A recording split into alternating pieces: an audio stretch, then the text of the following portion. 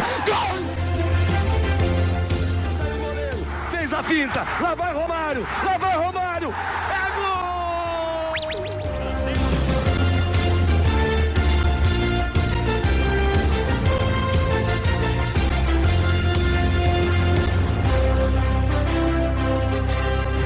Salve, salve, você ligado aqui em toda a podosfera desse planeta Terra, planeta da bola, planeta do futebol, do país do futebol, já direi no segmento que tá passando vergonha no Big Brother Brasil.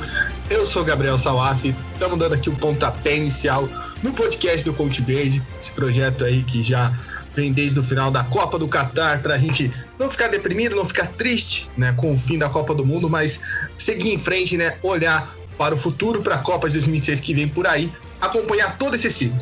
Então, seja bem-vindo, esse é o nosso primeiro podcast, é a nossa primeira conversa aqui, vamos explicar um pouquinho como é o projeto, vamos debater o que também aconteceu e vamos já pagar mico, né, porque se não estamos aqui para outra coisa, queremos que no futuro a gente olhe para esse podcast número 1 e tenha algo para tirar além de falar, nossa, o podcast melhorou 200 mil vezes, como acontece com qualquer pessoa que faz podcast, mas também ver o que a gente mandou de papo furado. Não tô sozinho aqui, chamei aqui dois parceiros meus, eu já vou apresentar eles. Antes disso, eu queria explicar para vocês como é o Conte Verde, né? Aproveitando que essa é a primeira interação que eu faço falando, literalmente, vamos dizer assim, né? Ainda não criamos o YouTube, ainda não temos tais materiais, teremos em breve, em alguns momentos, pode ficar tranquilo.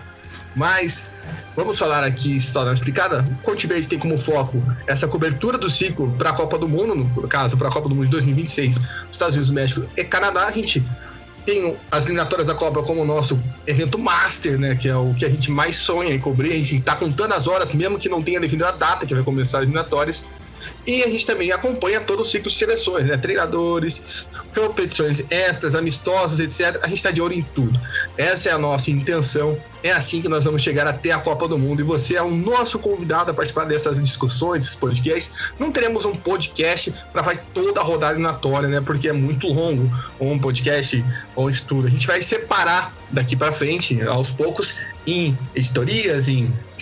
Cada continente vai ter o seu podcast, na sua rodada eliminatória, vai ter entrevista. A gente vai fazer um monte de coisa aqui, vai ser bem legal. Fica de olho, a gente vai ter os nossos correspondentes, a gente vai ter nossos setoristas, digamos assim. Eu tô com dois aqui hoje, vocês estão conhecendo, mas temos vagas abertas para quem estiver interessado. É um trabalho de coração, de bom grato nesse momento. Se Deus quiser, você vai mudar isso aí para frente. Mas enfim, só dando essa primeira pista. Além de, claro, nossas redes sociais, siga lá, @ConteVerde_ no Twitter e no Instagram. Diretamente tem conteúdo, stories eliminatórias são muito legais, a gente vai postar cada vez mais coisas. Sem mais delongas, vou apresentar aqui os meus setoristas que estão aqui. Primeiro, o cara que é da Ásia, o cara que escolheu a Ásia. Ele escolheu, eu perguntei, ô fulano, você quer fazer qual continente no Conte Verde? E ele falou sem titubear, a Ásia, meu amigo Yuri Casari. Yuri, vou te dar uma missão muito importante, podcast do Conte Verde ou ConteCast, qual você escolhe? Seja bem-vindo, meu amigo. Boa noite, Gabriel, tudo certo? Bom, repete as opções aí. Podcast do Conte Verde ou ConteCast, qual vai ser o nome desse? Embora seja clichê, né? Vamos de ConteCast aí. Um abraço para Antônio Conte, que escuta o nosso podcast, né? Já tô copiando aqui o nosso outro convidado, mas, enfim, faça as honras aí, Yuri. E, bom, em relação aí à escolha da Ásia, né? Apesar do nome parecer asiático, aí, né? Não tem nada a ver. A escolha se deu também por conta de um outro projeto que o Salaf, inclusive, participou comigo também, que foi um guia, né? Um guia da Copa da Ásia 2015. Foi bem bacana fazer também, tem bastante, bem informativo e tal. Então foi mais por isso e também pela quantidade de personagens diferentes aí que a gente tem, até pelo tamanho da confederação, pelas diferentes culturas que tem, né, no continente asiático. Então achei que era uma boa escolha. É isso, a Ásia, que é o continente que mais movimentou nesse começo de ano. A gente já vai falar sobre a Ásia. E também um abraço pro Omar Abdulhamid, que foi o cara que eu descobri nesse guia aí que o Yuri falou. Eu tava com Emirados Árabes Unidos, cravei que ele ia ser um dos destaques, e Emirados Árabes Unidos terminou em terceiro lugar naquela Copa da Ásia 2015, e o Omar foi o artilheiro da competição e uma das revelações. Do outro lado aqui, eu convido ele, que já participou de tantos e tantos projetos junto comigo, a gente já falou sobre isso mais cedo, ele que escolheu a Europa, onde ele já viveu, João Rai, meu amigo de caminhada de vários esportes, de várias modalidades, e agora tá aqui no Conte Verde para dar essa palhinha aí de continente europeu. Seja bem-vindo, meu amigo. Fala, Salaf. Pois é, já estivemos em vários projetos, vários podcasts, e é sempre legal estar participando de coisas com amigos, né? Que a gente sabe que vai sair coisa boa, vai sair coisa legal, que a gente se entende melhor. E realmente, né? Vamos ver se eu consigo aí, né, corresponder às expectativas. E hoje já adianto que falaremos muitas bobeiras, né? Muitas previsões furadas aí nesse podcast, para que a gente possa ter humor e piadas aí pra frente, né? Mas né, no fundinho ali tem ali um quesinho de informação também pra trazer, porque, né, não pode ser só bobeira. Exato, não vivemos só de bobeira, não vivemos, nosso trabalho é sério. Quem pôde acompanhar lá um pouco já viu que tem coisa séria, mas também tem um pouco de palhaçada, que ninguém é de ferro. Vamos passar para a primeira pauta no nosso podcast, aqui, nosso Contecast, né? Em homenagem ao Antônio Conte Brincadeira, que é a Copa do Sudeste Asiático. 2 dias depois que acabou a Copa do Mundo, já tínhamos jogos da Copa do Sudeste Asiático, que aconteceu com seleções do Sudeste Asiático, o nome já diz. Eram 10 seleções envolvidas no torneio. Tailândia, Indonésia, Camboja, Filipinas, Brunei, isso era um grupo A. No grupo B tínhamos Vietnã, Malásia, Singapura, Mianmar e Laos. 2 grupos de 5, os 2 primeiros passavam para a semifinal. Antes disso, teve uma eliminatória entre Timor-Leste e Brunei, para não ficar 11 seleções disputando, né, que é todas as seleções que fazem parte da divisão sudeste da Ásia, né, da Confederação Asiática de Futebol, que é dividida em leste, oeste, sudeste, norte e sul. Central, não tem norte, perdão, é central em vez de norte. E dentro dessa divisão, cada um dos seus tem sua Copa, as suas Copas, nem todos têm. Tem o oeste, tem o sul, tem o leste e tem o sudeste. A sudeste foi a primeira a entrar em campo logo depois da Copa do Mundo e tem como campeã a seleção da Tailândia, que já havia ganho o título em 2020. A Tailândia que bateu o Vietnã na final, né? Um empate de 2-2 na ida e uma vitória por 1-0 no jogo da volta. Uma competição curiosa, você pode ver aí, tem jogo de ida e volta, ou seja, não tinha um lugar fixo, a sede era o país, né? O time sediava o jogo no seu país, então o único país que não sediava era Brunei, porque não tinha um estádio que comportasse a capacidade do jogo, mandava os jogos na Malásia. E assim, nos jogos de mata-mata, eram jogos de ida e volta. A Tailândia que eliminou na semifinal a seleção da Malásia e o Vietnã que eliminou a Indonésia. Yuri Casari, o que você destaca aí da seleção da Tailândia, bicampeã, comandada por um brasileiro, Alexandre Polk, o Mano Polk, né, conhecido gaúcho, mas que nunca trabalhou no Brasil, sempre trabalhou fora, tanto como jogador quanto em times, né, agora na seleção da Tailândia. Também outros destaques, né, a seleção do Vietnã, que mostrou até ser um pouco mais forte, fiquei com essa impressão, do que aquela que disputou a Copa da Ásia em 2019. Enfim, o que você destaca aí dessa Copa do Sudeste Asiático que premiou a primeira seleção campeã nesse ciclo para a Copa de 2026? Bom, dentro do Sudeste Asiático deu a lógica, né? A Tailândia é a seleção mais forte dessa região, né? Tem 7 títulos dessa competição. Em toda a história aí da Copa do Sudeste Asiático, a Tailândia só não foi para a final em 4 oportunidades, então acabou dando a lógica, né? Já pensando nessa questão de ciclo, de Copa do Mundo, por mais que tenha essa ampliação de vagas, eu ainda não acredito que a gente vai ver aí uma seleção dessa região no Mundial, apesar desse aumento de vagas. Eu ainda vejo outras seleções aí de outras regiões à frente nesse momento. É isso, só passando aqui o gabarito aqui de todas as seleções, né, que foram campeões, como o Yuri disse, a Tailândia foi campeã 7 vezes com esse título, Singapura tem 4 títulos, Vietnã 2 e a Malásia tem 1. A Indonésia nunca ganhou, mas tem 6 vice-campeonatos na carroça, ou seja, sofreu um bocado a seleção da Indonésia. Eu queria aproveitar, né, para fazer alguns destaques. A Indonésia até mesmo foi um destaque, mas tem sido vice-campeão da competição, fez uma competição boa. Gostei da seleção do Camboja, né, que ficou aí na 3ª colocação do grupo A. O Camboja, que entre essas seleções era a 2ª pior ranqueada do ranking da FIFA, só ficava na frente de Brunei, eu acho que de Laos também, 3ª seleção, perdão, então, ou seja, com um trabalho lá de Keisuke Honda. Keisuke Honda é um dos treinadores do Camboja, fica aqui esse destaque. E você assistiu o jogo do Camboja, não era aquela seleção feia de se assistir, não que seja futebol vistoso, né? O Yuri deve estar rindo da minha cara nesse exato momento, que está gravando só com áudio. O Yuri deve estar rindo da minha cara, conheço ele, mas não era nenhum futebol vistoso. Mas dentro daquilo que até mesmo o Camboja mostrou na última eliminatória para a Copa, você vai lembrar quem acompanhou, perdeu de 14-0 pro Irã, 10-0 pro Irã, né? Foi massacrado. mostrou uma evolução, né? Ganhou um jogo contra a Filipinas, que foi uma surpresa, logo de cara, primeiro jogo da competição, uma grande surpresa, e até incomodou um pouco na partida contra a Indonésia e também ali contra a Tailândia, né? Que foram jogos onde o Camboja chegou vivo, né? Chegou ali tentando dar um trabalho para buscar essa classificação. Então fica esse destaque pro trabalho de Keisuke Honda, né? Que saiu do Botafogo, foi lá pro Sudeste Asiático tentando fazer o seu trabalho. E um destaque negativo ficou para mim pela seleção de Mianmar, né? Que conseguiu nos seus jogos ser melhor, porém não conseguiu ganhar de ninguém, nem de Laos, né? Laos, que era a seleção mais fraca ali do grupo, Mianmar ainda conseguiu um empate no último lance. Laos, que para mim, junto com o Brunei, demonstrou o futebol mais fraco da competição. Enfim, são duas seleções aí que não dá pra esperar muito. Lembrando, né, até aproveitando esse gancho que o Yuri falou do Sudeste Asiático, a única seleção que já participou de uma Copa do Mundo foram as Ilhas Orientais, que são as atuais Indonésias, né? Temos de Colônia ainda em 38, porque não teve ninguém para competir com elas para a Copa do Mundo de 38. Sendo mais resumido, a gente vai soltar essa história daqui a alguns dias lá no Twitter do Contiver. João, você quer fazer alguma ressalva, um ponto aí da Copa do Sudeste Asiático? Só interrompendo, você falou aí que vai ter um conteúdo aí sobre essa colônia aí que disputou a Copa de 38, né? E tem o famoso bonequinho, né? A foto do bonequinho. Tenho certeza que você vai explorar essa história aí no Conte Verde. Sim, tem também as fotos do navio, né?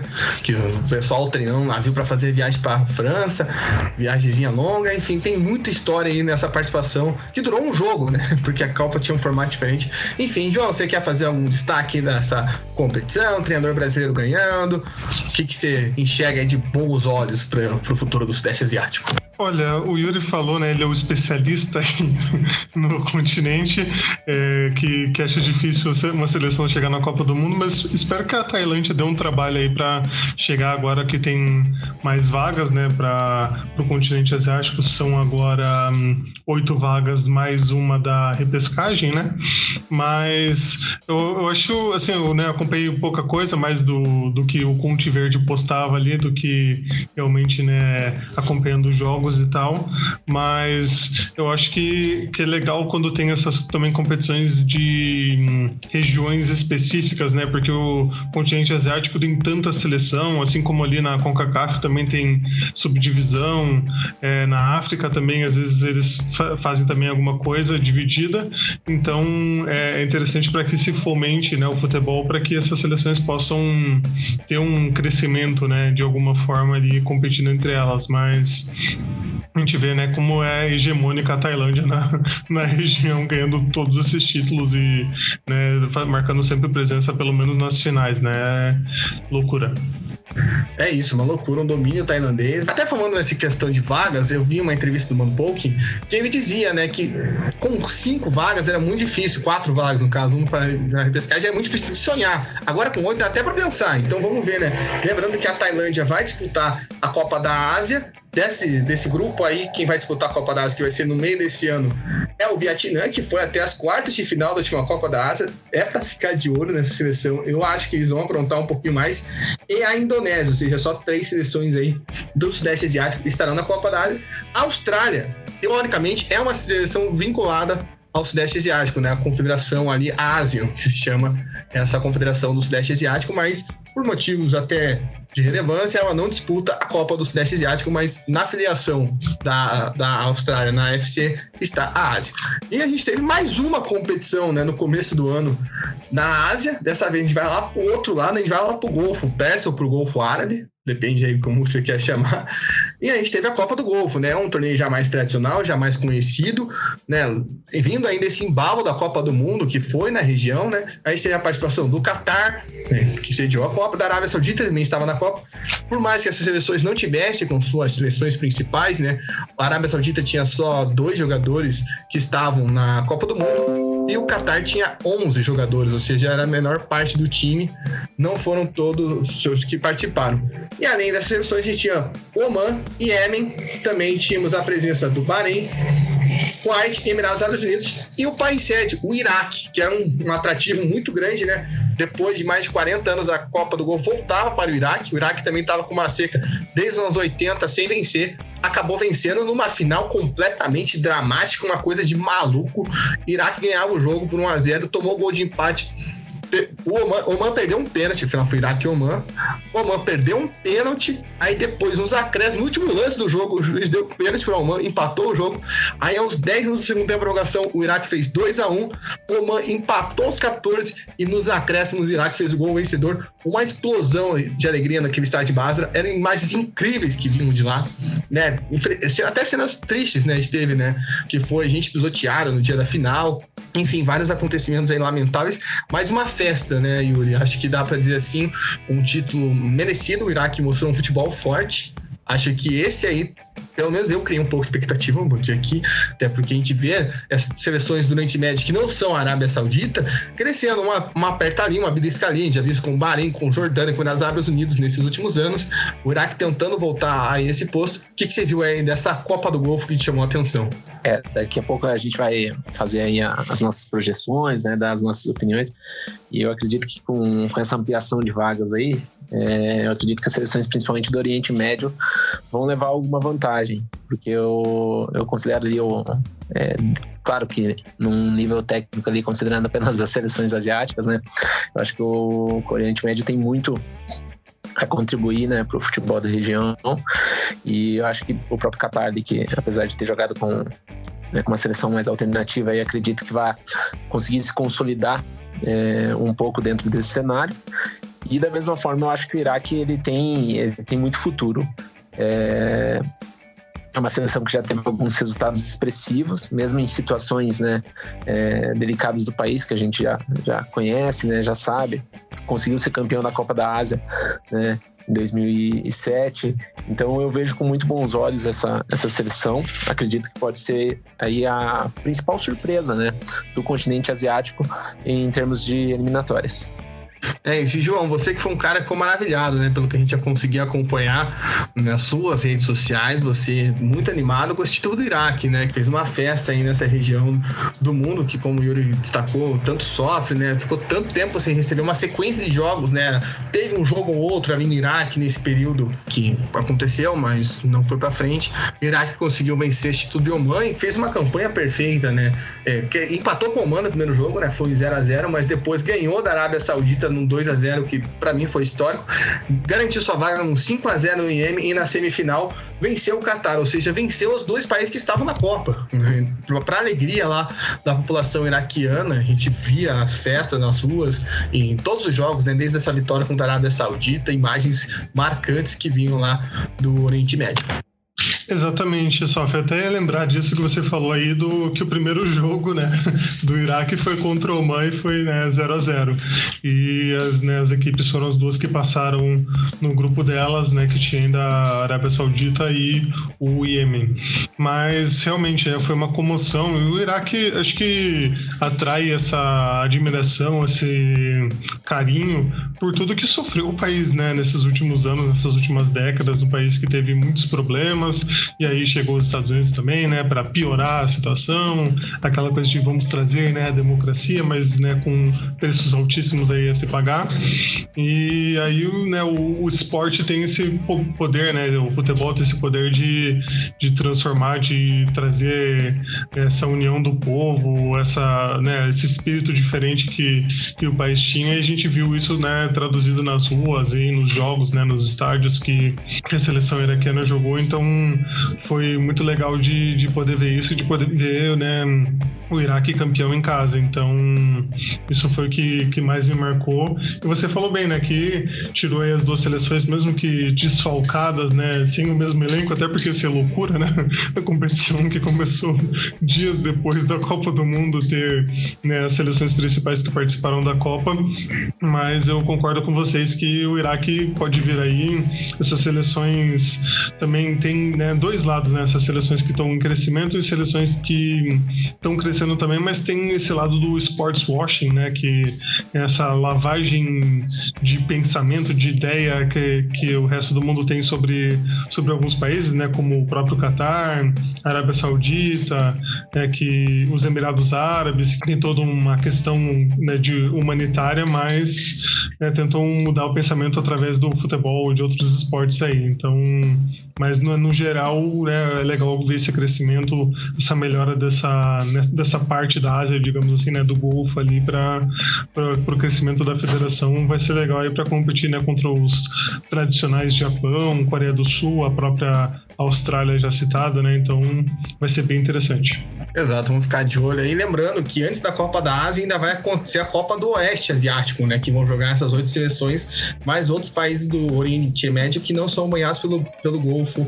Árabe, Golfo Persa, né? Que são Líbano, Síria, Palestina e Jordânia. Yuri, eu queria fazer um outro ponto. A gente que, como você falou ali, acompanha a seleção asiática há mais tempo, tem a questão do guia. Tem uma seleção que eu acho que todos nós já pagamos com a língua, com ela, que todo mundo esperava muito dela e nunca vingou, que foi a seleção de Oman.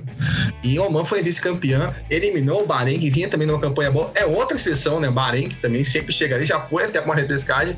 Você vê também, além do Iraque, essas seleções aí, Bahrein, Oman, Emirados Árabes. Emirados Árabes foi muito mal nessa eliminatória, que podem chegar nas eliminatórias, até mesmo na Copa da Ásia, que tá para acontecer, e dar uma chegada a mais, uma assustada a mais. Vou misturar um pouco os assuntos aqui, mas eu tinha mais esperança anteriormente com o Emirados Árabes. Sempre achei que fosse uma seleção que iria conseguir surpreender, né, nas eliminatórias anteriores. Eu vou por alguns tópicos aqui que fica mais fácil concluir o raciocínio. Falando ainda do Iraque, eu acho que uma característica interessante dessa seleção em relação às outras seleções que disputaram essa competição é que as outras seleções têm elencos ali majoritariamente de atletas que jogam dentro de seus países, né? E já o Iraque não, tem vários jogadores, né, jogando no exterior, jogando fora, tem jogador jogando na Suécia, na Liga do Catar, na Tunísia, enfim, tem jogadores jogando no exterior, né? E essa é uma característica muito forte das seleções do Oriente Médio, né? De terem seus jogadores selecionáveis jogando em suas próprias ligas. Em relação ao Oman, eu acho um pouco mais complicado, falando a longo prazo, por ter um elenco um pouco mais velho, né? Em tese, assim, eles estariam no auge, né? Nesse último ciclo que passou. Então, não sei se o Oman aí vai conseguir manter o mesmo nível, né? Manter o mesmo ritmo, a mesma pegada para ir em busca dessa vaga. E outra questão acho curiosa em relação a essa competição é a questão dos técnicos, né, da nacionalidade dos treinadores aí. A gente tem alguns portugueses, né, tem um técnico espanhol que inclusive foi campeão aí com o Iraque, né, o Jesus Casas. Então eu acho que é outra questão aí que sempre contribui, né, com essas seleções que estão crescendo, que estão querendo crescer, esse intercâmbio aí, né, com treinadores de países mais tradicionais do futebol.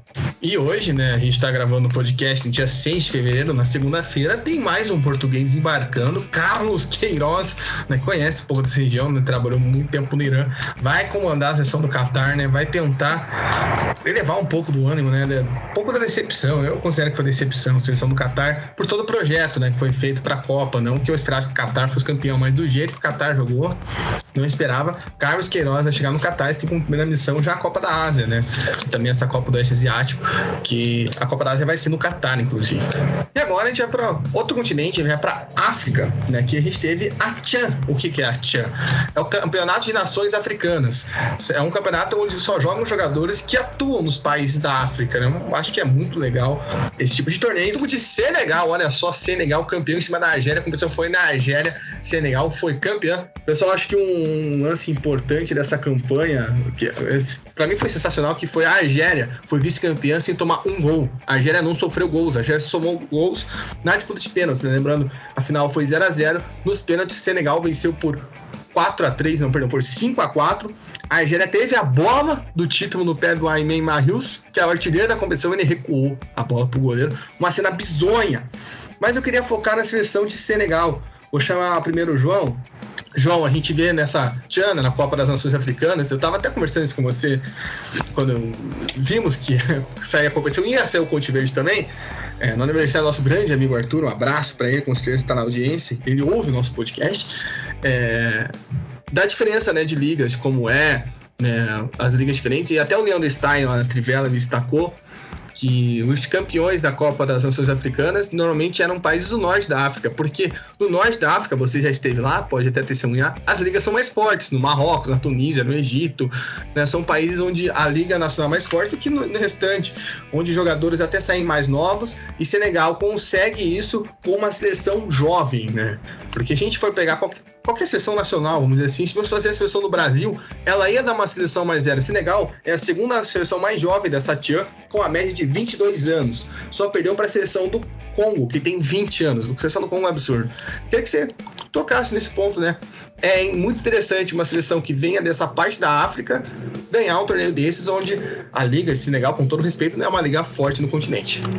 Pois é, a gente vê até isso refletido no, né, o Al-Ahly e outros times ali, né, do Egito, do Marrocos, como você falou, que chegam sempre ali no Mundial, chegam, né, com times organizados e com jogadores, se não são todos ali, né, do país, são ali da região, né, e, né, muitos destaques que são realmente dali, e as outras ligas, né, mais ao sul, centro e sul da África, não conseguiam, e né, vários ainda não conseguem manter os jogadores de destaque, porque eles vão muito jovens para a Europa, né, vão tentar a vida na Europa, no futebol europeu, são descobertos às vezes muito jovens e já vão direto para a Europa, não tem nessa passagem pelo futebol local, né, igual a gente fala que no Brasil, né, o jogador ficou pouco tempo lá, às vezes, né, o cara nem chegou a jogar, né, mal fez a base ali, já descobriram, levaram, acho que foi até o caso do Mané,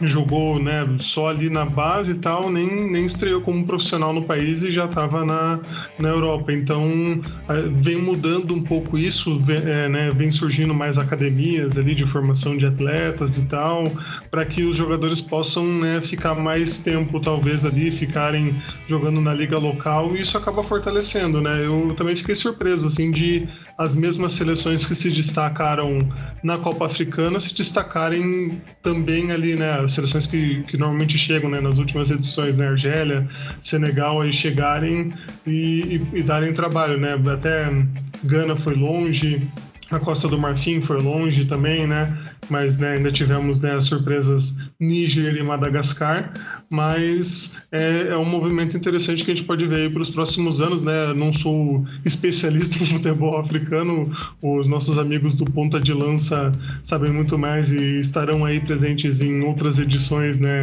do Conte Verde para falar, mas eu acho que é legal a gente acompanhar aí para ver esse fortalecimento das ligas africanas aí, do futebol africano no geral, né?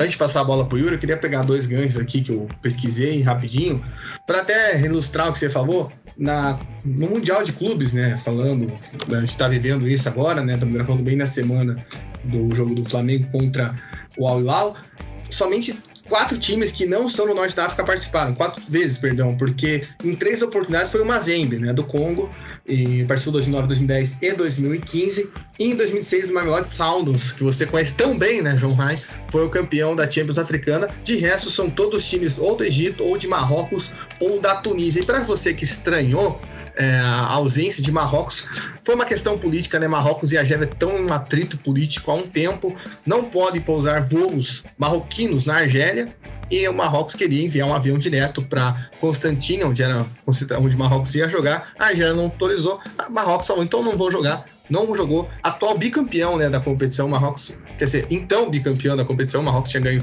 em 2018 e 2020. E João Ryan quer falar sobre o futebol sul-africano, que eu vi que ele levantou a mão.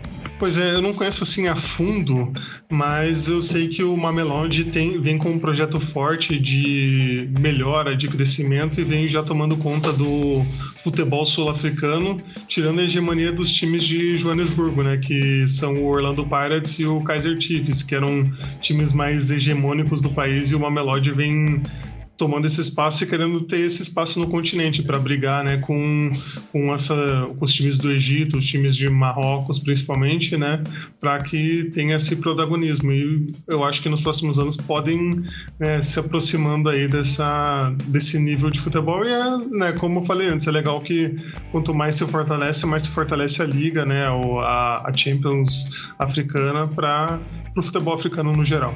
queria fazer só 2 ressalvas antes de passar para o Yuri. Uma é um jovem jogador chamado Abdelrahmane Konaté. Ele tem apenas 16 anos e já estava na seleção da Costa do Marfim nessa Tchan. É um absurdo. Ou seja, a renovação na Costa do Marfim está vindo. É um dos 500 aí novo Drogos que a gente ouviu falar.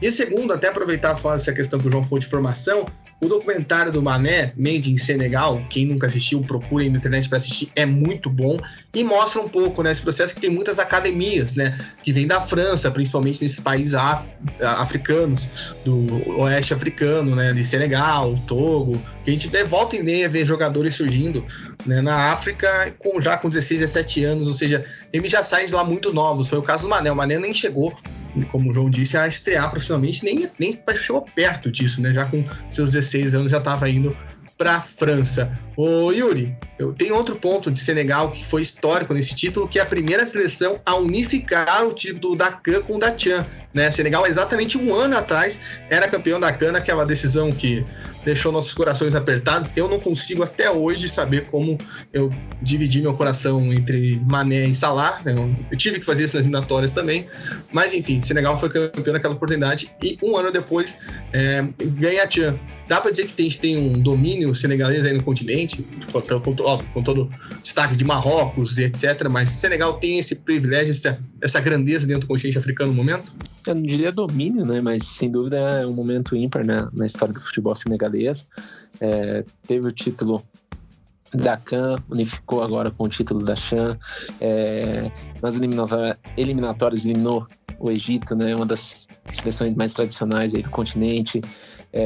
Já vinha de um vice-campeonato, né, da CAN em 2019. Repetindo o feito em 2002, né, que é aquela grande geração de 2002, né, que encantou todo mundo lá, vencendo a atual campeã mundial, a França, na Copa do Mundo. Ela também tinha conseguido ser vice-campeã continental. E, assim, algo está acontecendo no futebol senegalês de fato, né, porque os últimos anos da seleção têm sido muito bons, conseguiu participar de 2 Copas do Mundo seguidas, né, depois daquela geração do Diouf e tudo mais. Senegal teve dificuldade de conseguir bons resultados, né, mal conseguia passar da fase de grupos da CAN, por exemplo. Quando ia, né, teve algumas ocasiões que acabou nem indo, nem se qualificando.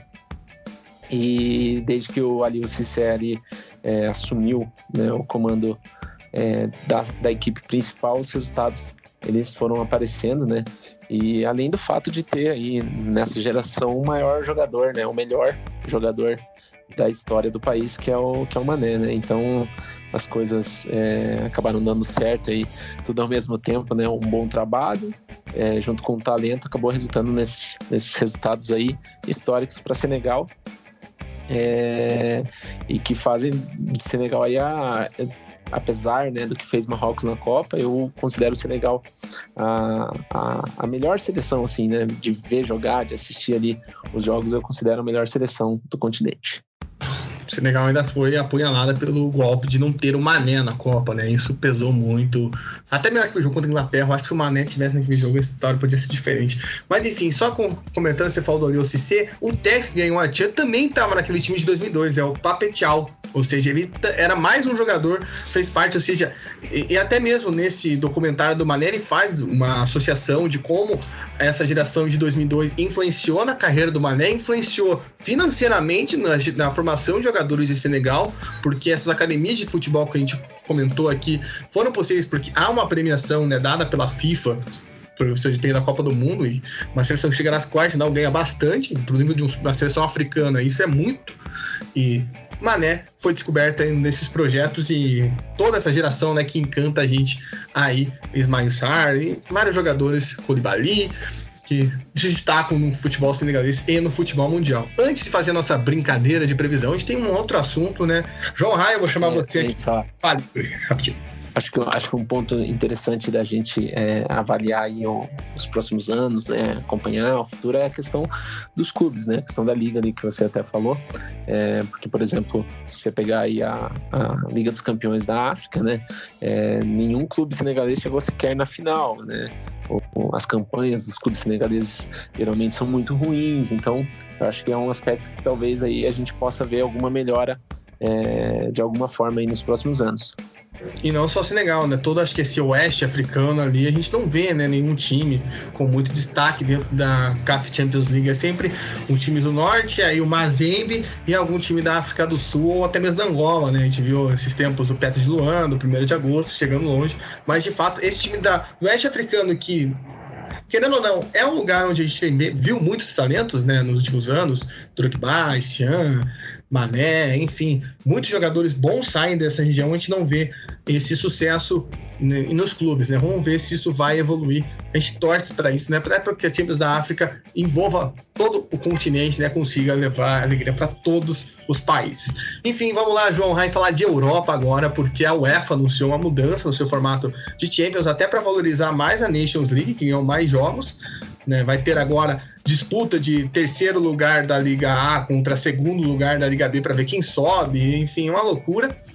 E a gente tem para novidade nas eliminatórias que serão 12 grupos de 4 ou de 5 seleções, ou seja, em 6 jogos a gente pode ter definido o time para a Copa do Mundo, até para enxugar o calendário, né? O UEFA querendo valorizar suas competições, a Nations League, e deixando aí, isso vai resolver em 2 datas FIFA, né? Porque a gente tem aquela data FIFA lá de outubro, novembro, que são 4, e se eu não me engano, em março vai ser 2, vai fechar, ou julho, não me recordo agora. A UEFA até divulgou na notinha lá o calendário completo. Vai fechar em 6 esses grupos de 4 e em mais datas dos grupos de 5, mas como que você vê aí, seremos 12 grupos de 4, primeiro avança, os segundos colocados vão para a repescagem, disputar as outras 4 vagas, ainda não foi definido, né, se serão 4 triangulares, né, para definir aí essas 4 vagas. Como que você viu essas mudanças lá no Velho Continente? É lógico que as mudanças se deram, né, pelo, né, aumento de vagas, né, a Europa ganhou mais 3 vaguinhas e aí não fazia sentido ter 10 grupos para os 10 primeiros classificarem, aí o resto da galera dos segundos colocados brigarem por 6 vagas, né? Ia ser meio estranho assim o sistema, apesar da Europa também não usar um sistema mata-mata, né, para as vagas da repescagem, ela faz aquele confronto direto geralmente, né? Só essa última vez agora que eles chegaram a criar um confronto antes para depois ter a vaga direta, né? Mas o negócio é que eu acho que facilita mais ainda para as seleções maiores, entre aspas, se classificarem, né? Que são 2 grupos a mais aí, e aí com 12 grupos tem, né, mais 2 seleções que vão ser cabeça de chaves do grupo, e aí podem, né, ter essa facilidade maior de conseguir essa vaga em primeiro lugar, apesar de a gente ter visto aí seleções patinarem, né? Portugal quase não foi, Itália não foi, seleções estão dando, né, esses vacilos contra as seleções que, pelo amor de Deus, tem umas seleções assim, muito fracas nos grupos, né? Mas eu acho que né, não tinha muito o que fazer, tinha que alterar um pouco isso. E aí a outra coisa das datas é que a UEFA quer valorizar a Nations League, que é meio, né, não sei, um campeonato mais ou menos, assim, não sei o que vocês pensam na Nations League, mas não é aquela coisa, né, um campeonato meio termo assim, né, porque não é a Eurocopa, mas estão ali seleções de renome, aí tem as divisões aí para que todos joguem nas datas FIFA, né? E aí eles acabam também se fechando dentro do próprio clubinho, né? Para não jogar contra as seleções de fora amistosos, né? O Brasil não consegue jogar contra o europeu mais por causa disso, mas eu acho que fechando assim, né, para não me repetir no que eu já falei, são mudanças que realmente precisavam acontecer. Vamos ver agora como que vai ser só esse método da repescagem europeia, né, já que eles não disputam a repescagem mundial junto, que eu até conversei com o Salaf antes da gravação, quando eu estava montando a minha lista, que era melhor colocar 2 seleções europeias ali para fecharem 8, e aí fazia, né, um método de classificação em mata-mata ali com 8 seleções, que era melhor, né? Mas a Europa parece que não cederia a isso, então se decidir entre ela, então vamos esperar aí para ver o que vai ser. Antes do Yuri passar a sua observação quanto à Nations League, eu queria só destacar, né, uma coisa que eu penso, a gente viu isso nas últimas eliminatórias da Europa, talvez esse grupo de 4 possa facilitar, né, que a gente não tenha aquele encontro de gigantes, né, que fique um vai para a eliminatória, o outro, um vai para a repescagem, perdão, e o outro vai para a Copa, né, de vez com Portugal e Suécia, né? Teve, se eu não me engano, teve um ano que caiu Espanha e Itália, não lembro se foi para a Copa ou foi para a Eurocopa, mas teve um ano que aconteceu isso. Acho que isso vai acabar, né? Os grandes não vão mais se encontrar nos grupos, mas teve uma coisa que aconteceu na última eliminatória, que foi com a Alemanha, né? Começou patinando, a Armênia começou muito forte. Acho que as seleções que podem ali embalar ali 4 resultados bons nesses 4 jogos ali que são juntos, podem crescer isso, e a gente sabe o quanto eliminatórias é de janela, né? O quanto é, ter um cara saudável, ter um jogador tal, o time bem entrosado, que às vezes na outra janela isso não acontece.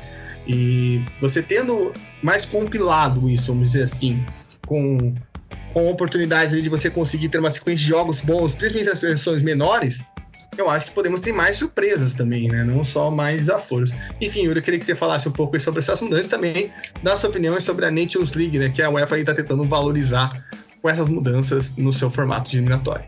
Eu acho chatíssimo a Nations League, para falar a verdade. Acho que é um campeonato que não tem muito objetivo, assim, né? Quando a gente pega, por exemplo, ali da Ásia, né? As Copas regionais e tal, né? Tem todo um contexto ali de desenvolvimento das regiões, dos países e tudo mais.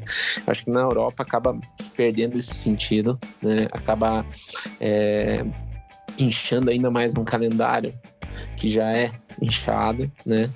E em relação às mudanças, a princípio até acho positivo, porque é como você falou ali, né?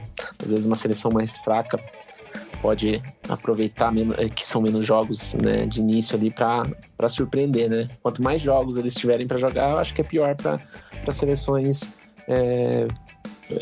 tecnicamente ruins ali, né? Então acho que menos jogos é melhor para elas. Apesar de ter esse outro aspecto que as grandes seleções, as principais seleções vão pegar grupos, em tese, né, na teoria, muito mais fracos ali no início, né? Então, só na prática aí para saber, mas eu acho que vai ter bem pouca zebra aí no continente europeu, embora eu vá torcer para uma que eu vou falar depois. Fique ligado, não vai falar depois, que a gente já vai chegar agora nesse ponto. A gente vai ter que esperar um pouco, né, para as eliminatórias europeias, porque ela acontece só depois da Eurocopa. A Eurocopa é no meio do ano que vem, então vai ter tempo para debater isso. A gente vai debater um pouco de Eurocopa aqui, eu e João Rai, então fique ligado. Começar as eliminatórias da Euro, começa já mês que vem, em março. Enfim, a gente vai dar uma olhada assim. Alguém levantou a mão? Foi o Yuri? É isso mesmo? Foi o Yuri. Yuri, pode falar aí o que você quer falar. Esse é outro ponto que eu acho que também acaba influenciando demais. Pode não parecer, mas na minha opinião, eu acho que influencia, que é a questão da Eurocopa, das eliminatórias para Euro e tudo mais. Né? Quantas vezes a gente já viu aí seleções que conseguem ter um bom desempenho, né? Fazem uma baita Euro e chega nas eliminatórias da Copa, não consegue nem ir, não consegue nem qualificar, né? Então eu acho que isso é um aspecto que às vezes acaba influenciando, às vezes o pessoal acaba gastando cartucho aí de forma antecipada. Alô Itália, alô Tchequia também. A Tchequia é a rainha de fazer isso, né? Pelo amor de Deus. Quantas vezes a gente vê a Tchequia na Eurocopa e fala, não, agora vai vir tinindo, e chega na eliminatória, até mesmo na Copa, e é uma tristeza. Enfim, vamos passar agora pro nosso... Também, né? Na Turquia, na última, né? Foi complicado. Vamos ver aí quem que vai nos surpreender. Vamos lá agora passar pro grande momento do nosso podcast aqui, que vai ficar gravado nos anais da história da podosfera, para você, ouvinte, chegar lá em 2025, 2026, ver as bobagens que falamos, ver quem te acertou de surpresa aqui. Vamos lá, que é o momento do nosso palpite das 45 seleções, né? Porque 3 já estão definidas: Canadá, México e Estados Unidos. Isso não se mexe, não precisa nem palpitar. Mas a gente tentou aqui pela divisão, né? 16 europeias, 9 africanas, 1 repescagem, 8 asiáticas, 1 repescagem, 6 América do Sul e 1 repescagem, 3 CONCACAF, 2 repescagem, 1 Oceania e 1 repescagem. Adivinhar, né? Chutar nossos chutes, nossos palpites totalmente técnicos, né? Podemos dizer assim, piazada, sobre quem vai disputar a Copa do Mundo de 2026. Vamos começar pelo nosso continente. Começo com você, João Rai, que está hoje à tarde fazendo. Quais serão para vocês as 6 seleções sul-americanas que irão para a Copa direto e quem vai para a repescagem? Olha, eu fui, né, muito criterioso nessa escolha, só acho assim, uma escolha muito difícil, como diria um certo jornal aí, que foi de Brasil, Argentina, Uruguai, Equador, Peru, e Colômbia. E aí, eu posso falar o time da repescagem também? Deve. E na repescagem, a nossa querida seleção chilena. É isso, então só repete, João, a listinha, só para o nosso ouvinte memorizar e vir cobrar você daqui 3 anos. Com certeza. Vamos de Brasil, Argentina, Uruguai, Equador, Peru, Colômbia e o Chile na repescagem. É isso, daqui a pouco a gente volta para a repescagem. Yuri Casari, a sua vez agora. Quais são suas 6 seleções que vão direto para a Copa e quem vai para a repescagem, ao seu ver? De uma forma geral, a repescagem da Conmebol já é bem previsível, né? Então, com mais vagas, mesmo que tenha aumentado pouco aí, eu acho que vai continuar meio na mesma. E em relação à lista do João, eu só inverti ali o Chile e o Peru. Eu acho que o Chile ele consegue recuperar e passar direto. Eu acho que o Peru vai para a repescagem novamente. Então, minha lista fica Brasil, Argentina, Uruguai, Equador, Colômbia e Chile. É isso. Eu vou mudar uma coisa em relação aos senhores. Estava eu conversando com o nosso setorista de futebol sul-americano aqui, Vinícius do Prado, o Dudu Nobre. Um grande abraço. Esse mestre vai estar aqui com certeza nas próximas edições do ConteCast. E a gente tem uma visão muito pessimista quanto ao Chile. Então, eu tirei o Chile. Eu vou ser bem sincero. O meu tem Brasil, Argentina, Uruguai, Colômbia, Equador e Paraguai. Vocês podem me xingar, mas eu vejo essa geração paraguaia bem melhor do que as últimas aí. Aquela que deu aquela pipocada para a Copa da Rússia. Eu acho que o Almiron ali vai dar uma subidinha de nível no time do Paraguai. E eu coloco também o Peru na repescagem. A cara do Peru é jogar repescagem, então eu não mudo muito isso. Então só divergimos nesse ponto, né? O João colocou o Chile na repescagem, o Yuri botou direto, e eu tirei o Chile e botei o Paraguai. Estou sozinho. Alô, Assunção. Estou com los ticos. Meu portunhol que foi pro espaço enquanto eu tento capturar meu portunhol. Yuri Casares, suas 16 seleções da Europa para a Copa de 26. Bom, na Europa eu também acho que vai ser bem previsível aí a maioria das vagas, né? Então, já vou falando aí as principais, né? Que com certeza vão ter vaga carimbada aí pro resto das Copas do Mundo da história aí, né? Portugal, Suécia, a sempre chata Polônia, Alemanha, Inglaterra, Croácia, Holanda, Dinamarca, Bélgica, França, Suíça, e eu acho que agora a Itália não vacila mais. Aí de seleções assim que eu acredito que vão estar na próxima Copa, vão fazer um bom ciclo, temos aí a Noruega, né? Acho que dessa vez vai, a Escócia, eu acredito, e a Tchequia, né? E a 16ª vaga eu fecharia aí mais com uma torcida do que com uma crença, né? Que é a questão da Albânia, do Silvinho. Eu acho que seria muito legal aí se a Albânia conseguisse surpreender, nem que seja aí para a Eurocopa, né? Mas vamos torcer para a Copa do Mundo.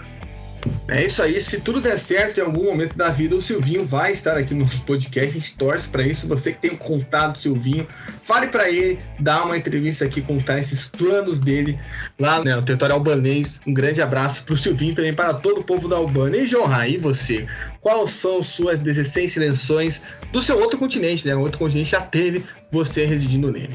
Olha, eu queria dizer só que o nosso querido Shaqiri está torcendo muito pelo Mr. Silvinho. Olha que loucura, né? Olha, o mundo é uma loucura, né? O Silvinho, treinador da seleção da Albânia, né? Mas, enfim... Eu fui um pouco ousado em relação ao Yuri, mas nem tanto, né? Porque também não tem muito assim o que se alterar nas eliminatórias europeias. O Salf ficou meio chocado com a ausência de uma seleção, mas vamos falar aqui para depois discutir, né? Então coloquei Portugal, Espanha, Itália, França, Dinamarca, Países Baixos, Croácia, Inglaterra, Alemanha, Bélgica, Turquia, Ucrânia, Escócia, Suécia, Suíça e a minha querida Bósnia. Então eu não coloquei aí a potência noruega na Copa do Mundo. Talvez esteja cometendo um erro, né? Uma falha, mas não coloquei, preferi colocar aí a minha querida seleção Bósnia, que não sei como, né, virar com Dzeko com 57 anos de idade para a Copa, talvez, mas confio aí no potencial bósnio. Só queria te dizer, João Rai, que não serão só os filhotes de Haaland que vão te pegar, mas os filhotes de Odegaard também vão te pegar. Fique de olho. Yuri, você queria falar alguma coisa aí? Eu queria falar que um erro, quem cometeu fui eu, que esqueci da Espanha, né? Acontece. Olha a zebra. Eu tiro a Escócia e vamos colocar a Espanha. Perfeito, aí tá feita a observação. Você que notou isso, passou em branco por mim. Você que notou isso, guarde aí que Yuri Casale fez essa substituição. Eu vou começar aqui nas padrões: Alemanha, Espanha, Portugal, Inglaterra, França, Holanda. Confio na volta da Itália, Dinamarca, Suíça, Croácia, Polônia. Aí eu chutei o balde. Eu não coloquei a Bélgica. Já podem me crucificar aí, porque eu acho que nessa Copa a Bélgica não vejo uma renovação tão forte. E a gente sabe com essa questão de grupo, às vezes pode parecer uma das seleções medianas que podem suprir. O Yuri já vai se revoltar comigo. E aí eu coloquei nesse bolo Polônia, Noruega, alô João Rai, Hungria, que eu vejo a Hungria com potencial de ir para a Copa, que a Hungria foi a seleção de Eurocopa no último ciclo, estou de olho nessa equipe, Sérvia, Ucrânia e uma torcida um pouquinho mais especial que eu tenho para ver esse cara, que eu gosto muito de ver jogar, que é o Benjamin Sesko, que é a Eslovênia. Então aí, fica aí, essas são minhas 6 seleções. Yuri, eu esqueci de alguém igual você ou não? Não, na verdade eu acho que todos nós talvez, não que a gente tenha esquecido, mas a gente tenha desconsiderado nesse momento que é a Rússia, né? Toda a questão da suspensão ali e tal. Também que pode ficar na Ásia, né? Tem esse negócio aí que tá em aberto. Eu acho que ela tá no momento banida, né? Nenhum de nós três colocamos aí a Rússia, mas eu acho que talvez possa aí incomodar. E a Sérvia, realmente, a Sérvia é outra seleção aí que eu acho que acabei esquecendo, mas eu continuo com a minha lista e deixo a Sérvia de fora. Estou só reforçando, né? A gente está gravando esse período com a Rússia banida, Belarus, não tenho certeza se na UEFA também, mas no COI está. E há convites da Rússia entrar na CAF, né? Na CAF não, na FC, perdão, na Ásia. Então, vamos ver o que vai dar esse ciclo aí, para onde a Rússia vai, ou se não vai para lugar nenhum. Vamos agora para a África. Hora de falar de África. Vamos voltar agora com a repescagem. Agora eu vou começar falando meus palpites, depois eu chamo vocês. Eu vou com Senegal, Marrocos, Argélia, Egito, Mali, que eu já fiquei desde a vida que não foi para a última Copa. Vou manter a Tunísia, que eu criei um século vínculo com a Tunísia, que eu sempre nunca fui com a cara, mas essa última Copa gostei um pouquinho mais. Gana, Costa do Marfim e Nigéria. Eu não tinha colocado a Nigéria, depois que eu fui me tocar disso. Aí eu acabei tendo que colocar a seleção que eu tinha colocado entre as 9 na repescagem, que é a seleção de Burkina Faso. Eu acho que é uma seleção que já tá batendo há muito tempo aí pra Copa. Acho que enfim vai chegar o momento deles. João Rai, a sua lista africana, por gentileza. Salaf, eu tô até mudando aqui, pensando numa mudança que você me lembrou aqui, que é a Costa do Marfim, né? Mas, previamente, né, sem ter alterado aqui, eu coloquei Egito, Senegal, Camarões, Argélia, Gana, Nigéria, Marrocos, Tunísia e Mali. E aí, como uma surpresa, assim, né, de repescagem, eu coloquei a República Democrática do Congo, por, né, desejo de ver uma seleção diferente aí participando, mas a Costa do Marfim foi uma que eu esqueci que pode estar nesse bolo aí de seleções classificadas, mas acabei por bobeira aqui deixando de fora. Lembrando que nem é um absurdo, né? Já que a Costa do Marfim não participou de uma Copa desde a Copa do Brasil, né? Desde 2014 não temos a Costa do Marfim numa Copa. E Yuri Casale e os seus scratches africanos aí no seu palpite para a Copa do Mundo de 2026. Acho que ficou um pouquinho parecido com o seu, mas eu tirei a Tunísia, na verdade. Então ficou assim: Senegal, Egito, Argélia, Camarões, Gana, Nigéria, Marrocos, e aí as duas seleções que eu acredito que eu já torci em outros ciclos aí. Eu acredito que chegou a hora de finalmente ir para a Copa, principalmente com esse aumento de vagas, que é Mali e Burkina Faso. Burkina Faso eu acho que uma hora vai. E na repescagem, Yuri, você botou quem? Foi Burkina Faso? Costa do Marfim. Costa do Marfim. É que é as 9 com a repescagem. Eu acho que Mali. Não, é 9, mais um é de repescagem, não é 9 com repescagem. Então é cara com faltando a Costa do Marfim aí. É o Costa do Marfim na repescagem.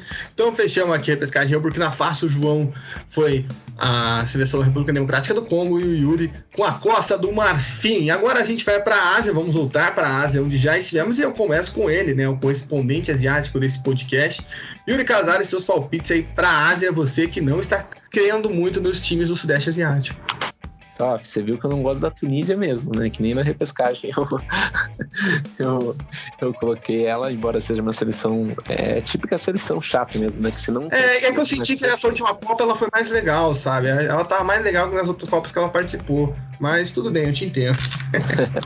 Em relação à Ásia, essa é até uma reclamação, né? De quem curte acompanhar o futebol asiático aí, que é de não ter surpresas, né? Ter sempre as mesmas seleções e tal.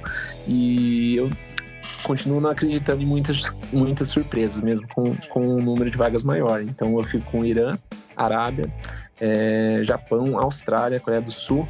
O Catar eu acho que vai ter uma manutenção aí, vai conseguir conquistar essa vaga, né?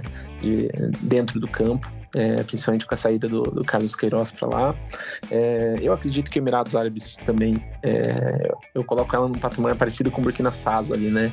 A gente sempre acha que tá chegando a hora dela, não chega, mas eu acho que uma hora eles vão ser premiados com essa vaga, né? E por último eu colocaria o Iraque aí. Seria muito bacana ver a volta do Iraque a um Mundial, né? Então eu fecharia aí essa 8ª vaga com o Iraque. E na repescagem, quem iria, Yuri? Falta uma vaga de repescagem. Rapaz, vamos botar a Tailândia então, já que vamos torcer pra Tailândia aí chegar, principalmente por ter um brasileiro também, né, comandando. Eu acho muito bacana como ainda há espaço, né, para os treinadores brasileiros, mesmo que sejam os menos conhecidos, né.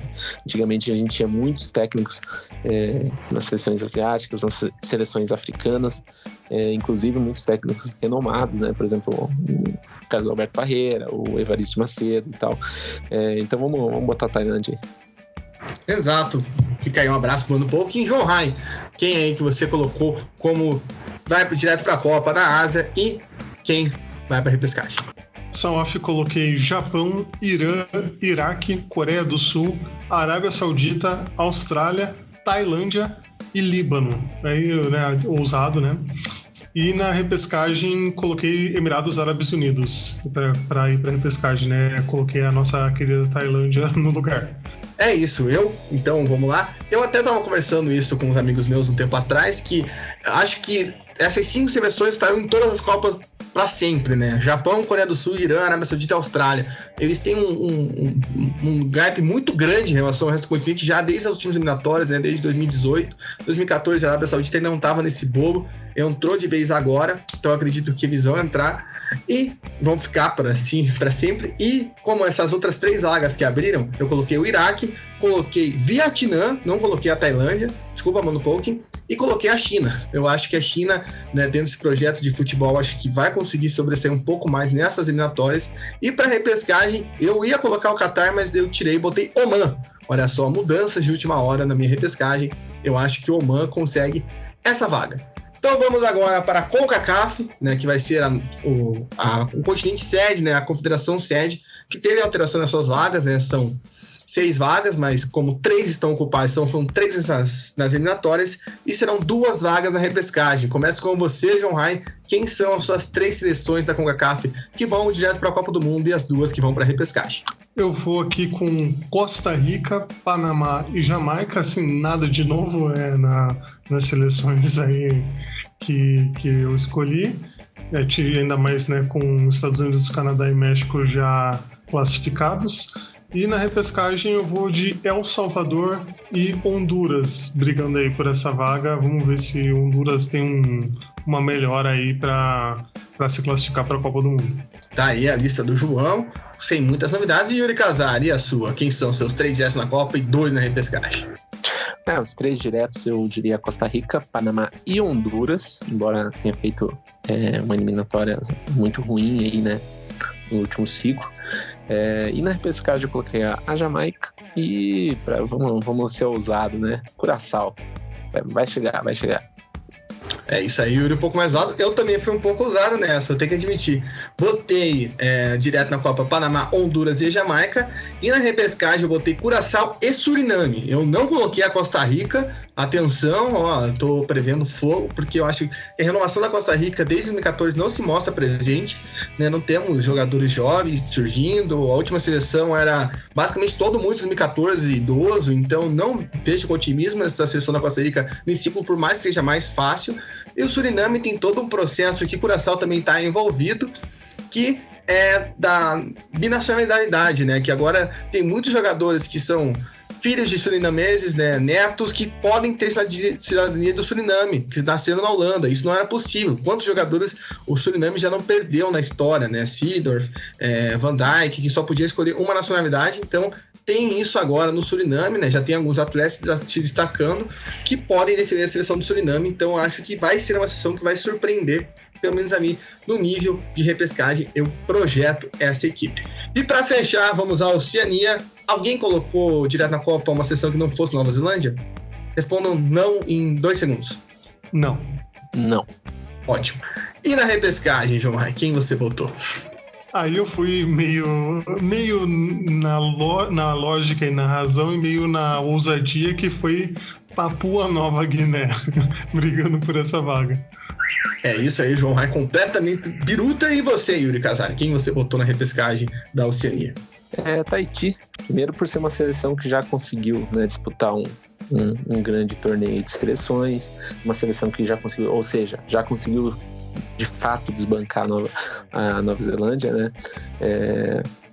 E pelas eliminatórias anterior aí também, que foi uma seleção que conseguiu fazer um jogo duro aí com a própria Nova Zelândia na semifinal, né, das eliminatórias.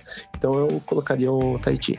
É isso, e eu fui de Ilha Salomão, que foi quem perdeu a última decisão de vaga para a Nova Zelândia, né? A Nova Zelândia se classificou para a repescagem da última Copa contra a seleção da Ilha Salomão, lembrando que vai ser pela primeira vez na história que o Oceania vai ter uma vaga direta na Copa. É isso, fechei amanhã a lista, não vou pedir para todo mundo repetir, tem cada um, mas a gente falou que ele definiu os 45, né? Então, pega lá, repescagem de vocês: João Rai, Emirados Árabes Unidos, República Democrática do Congo, Chile, Papua Nova Guiné, El Salvador e Honduras. Quem são suas 2 seleções que daí vão para o Mundial? Aí eu já apelei, né, nessa repescagem e coloquei que, assim, lógico que a gente estava falando aqui, né, queria lembrar aqui, você vai lembrar também, que a gente não sabe quem que vai se enfrentar contra quem, né, a gente não sabe como que vai ser esse formato, estamos aí no escuro nessa avaliação, né, pode ser que esse confronto nem possa acontecer no futuro, né, mas eu coloquei que as 2 seleções que vão são República Democrática do Congo e Chile. Exato. E você, Yuri Casares, você colocou aí Peru, Costa do Marfim, Tailândia, Jamaica, Curaçao e Tahiti. Quem que vai para a Copa do Mundo? Quais são as 2 seleções que para você vão passar pela repescagem? Aí ficou muito fácil, né? Peru e Costa do Marfim. Aí o Yuri Casares tirando onda, né? Vai que vamos torcer para que a FIFA sacaneie você e bote os 2 para se enfrentar logo de cara. A minha que ficou entre Burkina Faso, Peru, vamos lá, anotando aqui, Suriname, Curaçao e Ilhas Salomão e Omã, eu vou colocar Omã e Burkina Faso. Então, tá aí fechado nossas listas. Você anota aí, a gente vai também anotar pausadamente, vai colocar, vai guardar isso no nosso coração para daqui 3 anos vocês estarem cobrando a gente se a gente acertou tudo, errou tudo. Se eu que fui falando que Bélgica e Costa Rica não estariam na Copa, o Yuri falou da Tunísia, enfim, quem foi mais zicador? O João foi contra o Haaland. Quem foi o mais sacaneador dessa lista? Então é isso, já passamos aqui, já estouramos nosso tempo aqui no Contcast. Queria agradecer muito a você que esteve aqui conosco até agora. Pedir novamente, segue lá o Conte Verde, né? Não Contcast. Contcast segue aqui também no seu agregador de podcast favorito, mas siga o Conte Verde no Twitter e no Instagram, que são nossas redes sociais até o momento. @ConteVerde_ nas 2. E eu deixo aqui meu abraço, meu fagunto, meu queijo para João Rai. Obrigado, João, pela sua participação nesse primeiro podcast. Eu que agradeço, Salaf. Espero que o pessoal tenha gostado aí dessa nossa análise, nosso giro aí por vários assuntos das eliminatórias e que, né, nos encontremos aí nas próximas para falar muito de futebol de seleções. Valeu, falou, pessoal. Falou, Yuri, muito obrigado pela sua participação aqui. Valeu, Saf, eu que agradeço o convite aí. E esperamos participar aí de outros episódios, né, do Conte Verde aí, e falar muito sobre todo esse ciclo aí das eliminatórias da Copa. É isso, a gente vai falar todo esse ciclo. Teremos podcasts especiais com cada continente. Também vamos tentar entrevistas, vamos ver o que a gente consegue fazer, mas sempre o melhor conteúdo, fica ligado. A gente vai aparecer lá pelo Twitter, pelo Instagram, por aqui. Muito obrigado a você, até uma próxima e tchau!